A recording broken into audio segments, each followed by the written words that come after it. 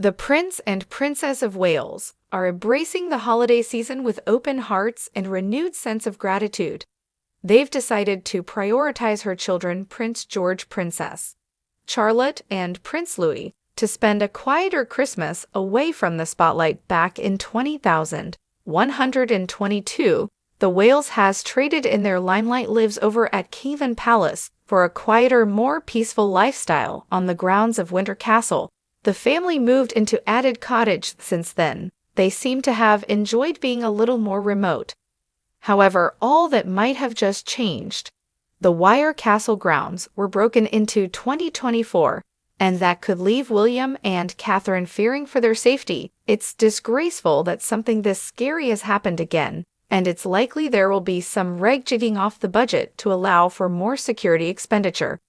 The former detective says that William and George will always be targets, and that security must always be top-notch for them. They are targets for all sorts of terrorism. That's two future kings. In that building, therefore, there will be likely a major meeting regarding proper protection for the Wales family. Both the prince and princess later have decided to spend quiet family Christmas at Sandringham to avoid security risk.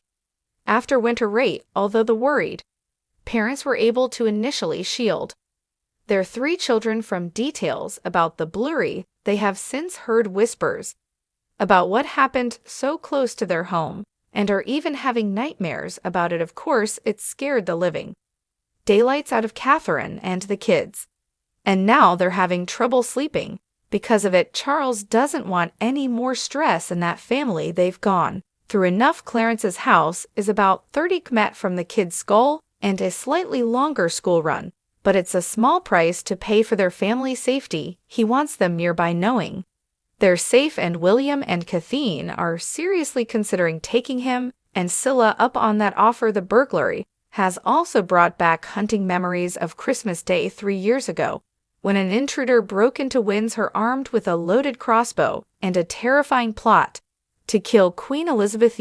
For now, it's no imposition for Charles and Camilla to hand over Clarence's house, as very often traveling and staying between their royal homes, and we are told the king is secretly pleased at the thought of having his oldest son and beloved daughter-in-law close by, not to mention being able to spend more quality time with the grandkids. He loves the idea of having them around, especially in the lead-up to Christmas.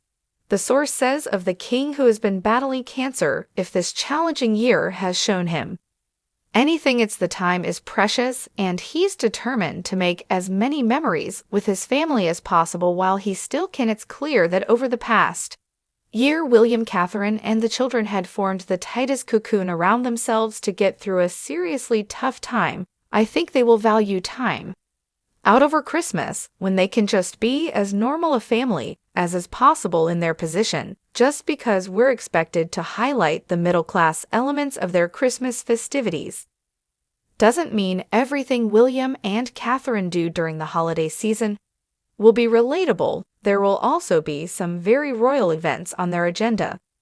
The family is expected to join fellow British royals for their annual walk to church in Christmas morning. William is also said to be hosting the royal family's annual Boxing Day hunt on December 26, 2024, taking over as the hunt leader from his dad, King Charles II, emphasizing how normal Christmas is for them. Won't be the first time William and Catherine have taken steps to see more relatable. It's a major part of their brand, doing school pick-up and drop-off, fangirling over Taylor Swift chat, and they've continued it this year through social media posts, namely whenever the future king and queen sign off personal post with their first initials W.